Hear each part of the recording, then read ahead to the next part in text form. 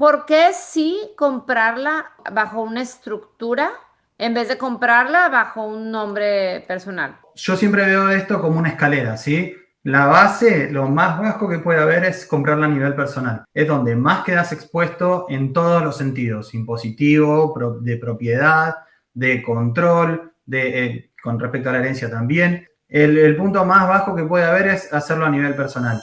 Hay una muy buena estrategia en las LLCs basada en que nadie te puede obligar a ser socio de otra persona. Lala y Gaby tienen una LLC entre las dos y Lala tiene un problema conmigo y yo le quiero embargar sus acciones. No puedo hacerlo porque no puede estar obligada por ley Gaby a ser socia de Rodrigo. Una LLC o una C Corp pueden convertirse en S Corp. En S eso. Corp, por definición, no se puede crear una S Corp. No Exacto, no existe se la crea creación así. de una S Corp. Existe Ujú. la elección a ser tratado de esa forma.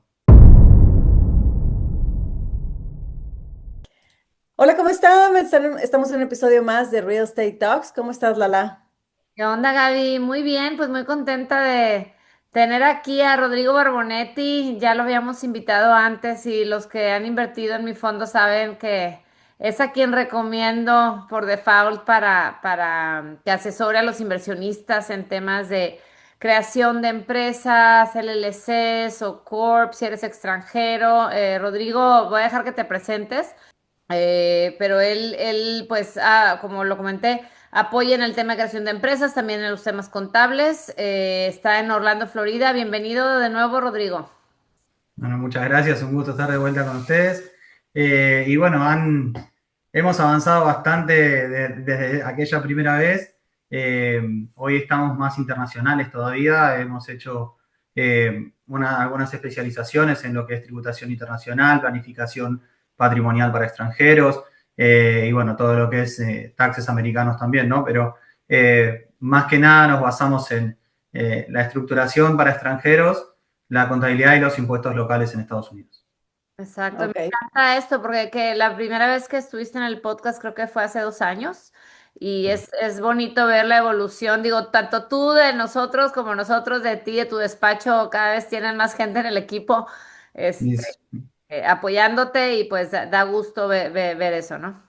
Y es sí, un por tema suerte que, cubrimos las necesidades de los clientes, sobre todo cuando uno trabaja con internacionales, porque es muy distinta la contabilidad y los impuestos locales para los locales. Por ejemplo, si hablas de un living trust, para un extranjero no tiene ningún significado, pero para un local es de lo que más consume. Entonces, tiene muchas variantes para el extranjero, que es justamente lo que nosotros trabajamos. y justo eso, las variantes, porque una vez que empiezas en el tema, estás tratando de organizar, nos decía otra persona que entrevistamos siempre que debo de formar un LLC o un S Corp o un C Corp o qué tipo de compañía, como que tienes que analizar al cliente en particular, ver las necesidades, los goals, si es extranjero, si no es extranjero, si va a heredar aquí, si va a heredar allá, o sea, como que cada caso es muy diferente. Y siento que es así como ha crecido mucho tu empresa, porque has visto las necesidades que existen, tanto para internacionales como para locales, y también inclusive internacionales viviendo en sus países o internacionales viviendo aquí con diferentes tipos de visas. Entonces es un mundo muy amplio. Pero quisiera que primero nos contaras, la pregunta número uno que a nosotros nos hacen cuando van a invertir en real estate es, ¿debo de formar un LLC? ¿Debo formar un S Corp?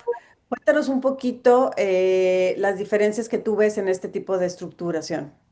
Ya voy a copiar una frase de un abogado con el que estuve hace poco que me pareció genial. Cuando te preguntan cuál es la estructura perfecta, la respuesta es depende.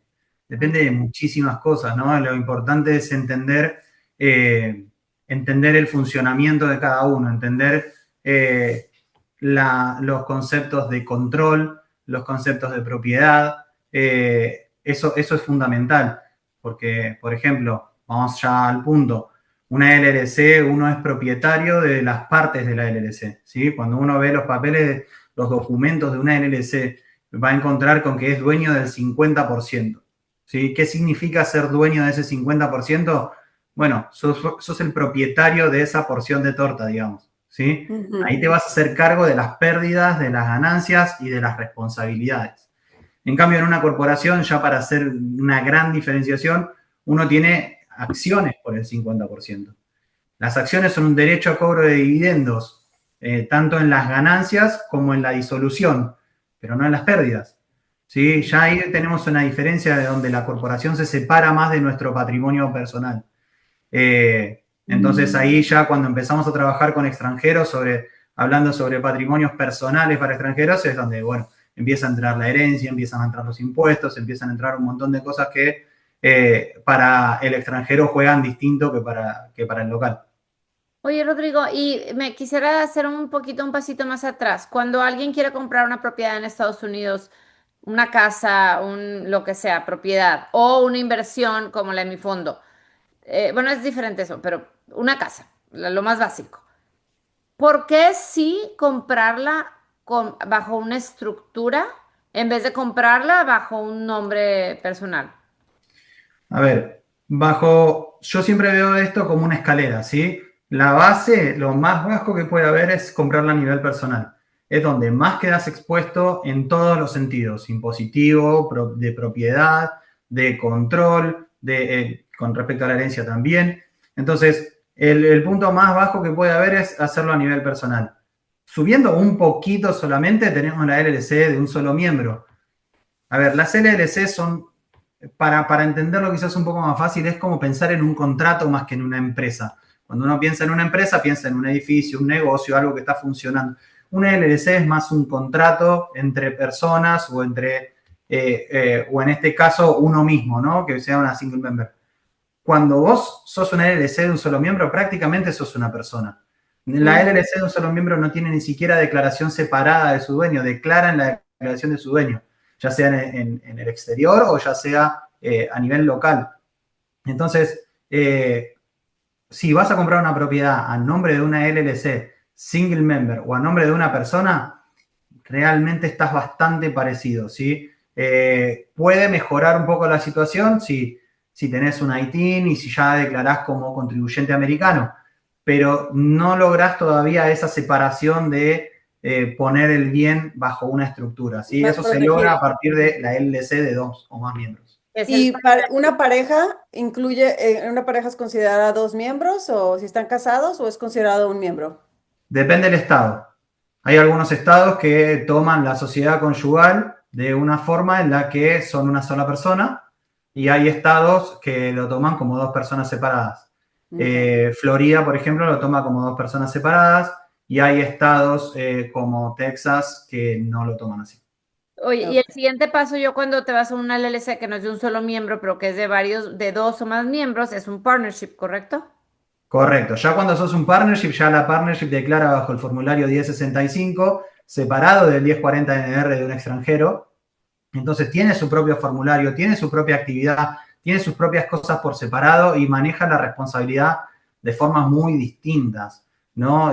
Supongamos un caso de algún tipo de demanda, por ejemplo, si a vos te demandan como single member, prácticamente sos vos solo, ¿sí? Ujú, Hay, ujú. hay una, hay una muy buena estrategia en las LLCs basada en que nadie te puede obligar a ser socio de otra persona, por ejemplo. Ujú. ¿Sí? Entonces, suponete que Lala y Gaby tienen una LLC entre las dos y Lala tiene un problema conmigo y yo le quiero embargar sus acciones de la LLC. No puedo. Ya. No puedo hacerlo porque no puede estar obligada por ley Gaby a ser socia de Rodrigo. Claro. Mm. Ahora, si Aunque es una aunque Gaby y corporación, yo fuéramos hermanas o madre e hija, no puedes, porque somos dos personas separadas. no se puede, no puedo, nadie puede obligar a Gaby a ser socia de Rodrigo. Ya. Ya. Ujú. ¿Sí? Ahora, si vos tenés una corporación en iguales condiciones en las que Gaby tiene el 50 y Lala tiene el 50% de las acciones y Lala pierde una demanda contra mí, yo sí me puedo quedar con las acciones de Lala y sí puedo ser socio de Gaby, ¿sí? Pero en una LLC no. Entonces, ¿qué sociedad es la mejor? Y depende. La verdad que hay mucho para configurar. En estos últimos tiempos se dio mucho de abrir LLCs como si nada, de abrir corporaciones como si nada. Y bueno, realmente que el sistema americano lo haga muy fácil no significa que en realidad sea tan fácil de manejar. Claro. Entonces, O sea, lo por eso ideal. siempre... ¿Cómo? O sea, lo ideal para tu caso en particular, no nada más porque pones la casa en un LLC, significa que es la mejor forma de hacerlo. Nosotros tenemos la frase que usamos para las publicidades que dice, no se trata solo de abrir una LLC. Ujú, Hay muchas cosas detrás que el cliente tiene que prestar atención a cuando uno le hace las preguntas, porque uno no puede tampoco pretender que el cliente sepa todo esto de lo que estamos hablando ahora, pero sí tiene que hacer las preguntas correctas y el cliente tiene que prestar atención a esas preguntas, porque esas preguntas son las que van a definir qué es lo que va a pasar cuando pase algo. A ver, si no ujú, pasa nada, no tenés una auditoría, no fallece ninguno de los socios, nadie te revisa nada, completas tus impuestos correctamente y no tenés nunca una deuda ni nada malo que te pueda llegar a pasar, perfecto, sí, es lo mismo. Obviamente, si no hay problemas, no hay problema. El problema se ve cuando vienen los problemas. exacto. ¿Sí? Cuando hay Ujú, un problema y todos empezamos, no, pero pará, nosotros somos dos socios. Sí, bueno, pero están en un estado en donde no se respeta esa parte de la división en la sociedad conyugal y entonces son un solo socio para la justicia. Entonces, ¿qué pasa ahí? ujú. Entonces, ahí es donde vale primero la configuración inicial es súper importante. Oye, Rodrigo, y nada más para seguir el orden, tengo más preguntas de eso, pero entonces hablábamos de cuenta personal, luego una LLC Single Member, luego la LLC Partnership, y bueno, ya nos hablaste un poco de la corporación, ¿no? Nada más como para cerrar eso, la corporación, donde tú eres dueño de acciones, no eres dueño de una parte de la empresa, ¿correcto? Correcto. A ver, siguiendo la escalera tenemos un paso más arriba de la LLC Partnership, tenemos la corporación. Eh, a, nivel, a nivel de estructuración internacional, después tenemos la posibilidad de intercalar una empresa offshore fuera de los Estados Unidos. Y también tenemos lo que yo veo como el top de hasta dónde se puede llegar en esta parte de la planificación, es lo que se llaman los trusts, ¿sí? Que no son lo mismo que los trusts americanos, son unos trusts que son especiales, que son para extranjeros, tienen que ser irrevocables y non-grantor, para que los cubran de todo lo que lo tienen que cubrir, ¿sí? Porque si no, hay algunos que no los protegen frente al cálculo del state tax o a ingresar adentro de un probate para determinar quién le corresponde a cada cosa. Eh, pero sí, la escalera creo que para graficarla hasta un límite, creo que ahí estaríamos bien. Si nos vamos en la parte de la LLC Corporación, hay C Corp y hay S Corp, ¿correcto? ¿O hay otra que sea? Correcto. Correcto, pero depende de quién estemos hablando, porque no hay que olvidarse que las S-Corp son solo para ciudadanos americanos. Ah, ya. Tienen un funcionamiento bastante atractivo, pero son solo para ciudadanos americanos, no son para extranjeros. Ok. Ok, ok. Y una vez que tú eres una LLC, porque eso siempre me ha confundido, una LLC es la que se convierte en el S Corp o en el C Corp, ¿correcto? O sea, tienes que tener una LLC para convertirte en corporación. Una LLC o una C Corp pueden convertirse en S Corp. En S S Corp. Corp, por definición, no se puede crear una S Corp. No Exacto, no existe se la crea creación sola. de una S Ok. Corp. Existe Ujú. la elección a ser tratado de esa forma. Ya. Ok. Oye, Rodrigo, la pregunta que te iba a hacer, ok, ya tengo mi estructura y me quiero a lo más básico porque creo que es lo más importante. Voy a comprar una casa en Estados Unidos. Este, ya voy a ser soy extranjero. Voy a crear una LC Partnership porque pues me está diciendo que si le hago de un solo miembro, pues es prácticamente como que viene detrás de mí. Yo lo que no quiero es yo como extranjero, como, bueno, Juan Pérez, reportar impuestos en Estados Unidos, sino quiero que lo reporte la LLC, que hago yo con mi esposa, yo con mi hijo, la partnership. Tengo la casa, la vendo, hay una ganancia, la casa la compré en 200, años después la vendo por 400, le gané 200, y yo ahí tengo que reportar una ganancia de capital. ¿Cómo aplica para mí como extranjero? Platícanme el proceso eso del ITIN, en qué momento se me saca el ITIN, por qué sacar un ITIN o no. O sea, esos años que yo estuve con la propiedad, quien va a estar haciendo las declaraciones en Estados Unidos es la LLC que yo creé. Yo como Juan Pérez, no. ¿Qué pasa al momento en que vendo el activo y le gano? O sea, ¿sigue siendo así o cómo funciona? A ver, la LLC de un solo miembro no es que esté mal, No, no, no, ¿sí? hablo de la Pero partnership.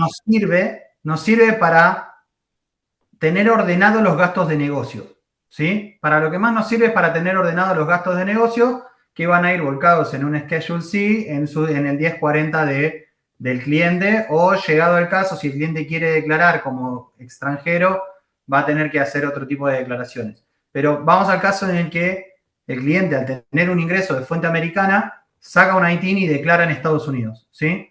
Pero, Declara en Estados Unidos, paga los impuestos que le corresponden. pero para llevar mi pregunta, ¿el extranjero sí tiene que sacar un ITIN o sí, aunque tenga una LLC partnership?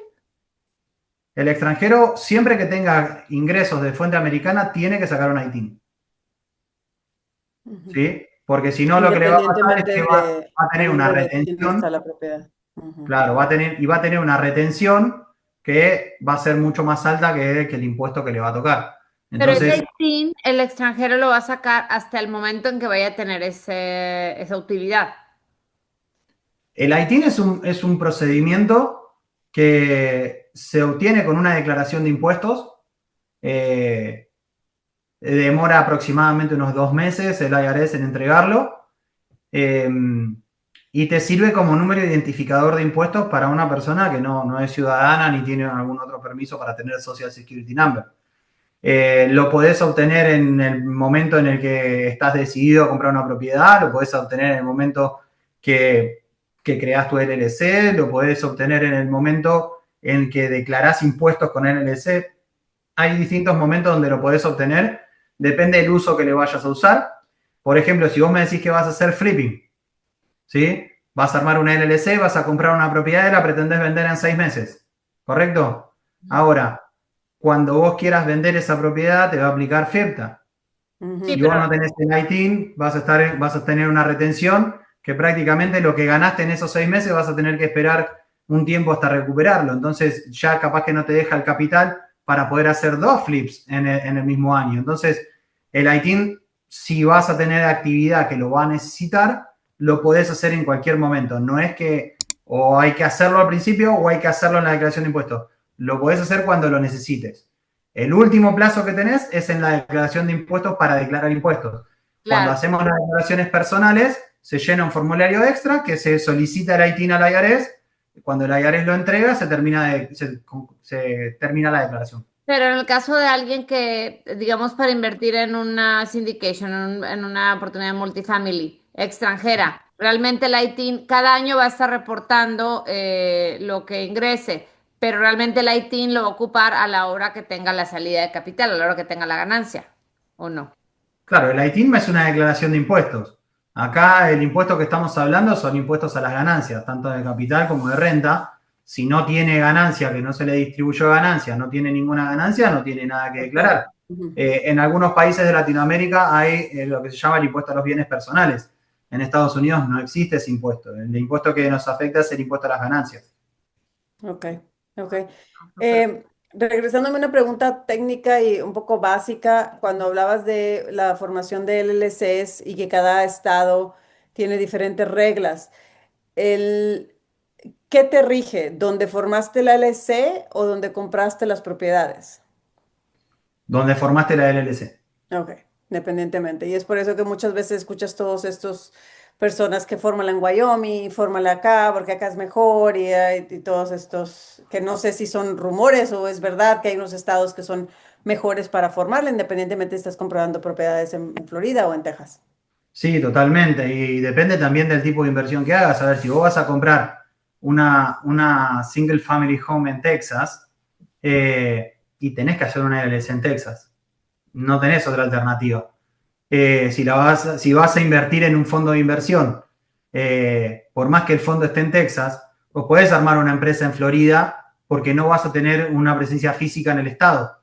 ¿Sí? Vas a Ujú. invertir en acciones de un fondo que invierte en real estate, pero vos no invertís directamente en el real estate. Entonces, ahí podés crear una empresa en Florida. Si necesitas crear una empresa en Texas porque tenés una propiedad en Texas, podés poner un holding en Wyoming, podés poner un holding en Florida, podés poner un holding en Delaware, que eso lo que va a hacer es que te vaya a regir las leyes del holding, porque el holding va a ser el propietario de esa empresa. Ok. Y todo lo que aplica del single member en la pareja que mencionábamos, aplica al estado, a las reglas del estado. Correcto. Ok. Oye, y en ese sentido que ya hiciste la inversión, para el caso de una, y pongo el ejemplo de casa porque creo que yo es como lo más básico, al menos de lo que Sí. hablamos aquí, luego ya me voy a temas más diferentes como fondos, todo real estate. Yo ya invertí en una casa en Texas. Y perdón, pero yo hablo con mucho extranjero, entonces, y creo que el mundo del extranjero es como hay mucho desconocimiento de que hay muchas dudas. ¿Qué puedo hacer yo para, a la hora de tener ganancia en mi capital, pagar menos impuestos? O sea, que mi tasa impositiva sea menor. O sea, ¿qué estrategias o qué tips le darías a alguien que tiene sus casas, sus propiedades, que ya tiene la estructura hecha, para que a la hora que vendan tengan, digamos, la tasa impositiva sea menos? Bien, a ver,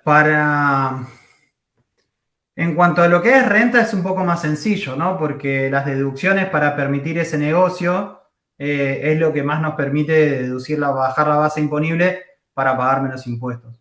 Cuando hablamos de ganancias de capital, al no ser algo activo, al ser algo pasivo, no tenemos muchos gastos generados, o sea, tenemos un resultado de lo que dejó nuestro capital. O sea, Entonces ahí como un más fondo como que, el mío, como un Mm, fondo como el el mío. pasivo. Ujú. correcto, correcto. Al ser pasivo no tenés una deducción que puedas aplicar directamente a esa ganancia de capital. Entonces, ahí lo que más se pueden llegar a utilizar es algunas estrategias de diferimiento. Se puede llegar a utilizar eh, tanto mecanismos que haya regulados o estrategias a través de corporaciones y a través de corporaciones extranjeras, eh, donde podemos poner quizás, no sé, la LLC de Texas abajo de una empresa en BVI y tenemos ahí algunas cosas que podemos bajar más en cuanto a la base imponible para impuestos.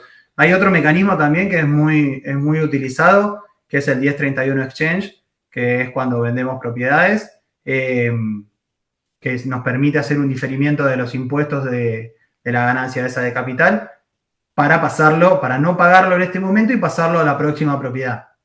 Ujú. Incluso hay muchas variantes que pueden alcanzar desde single family homes, terrenos, multifamilies, hay muchas variantes.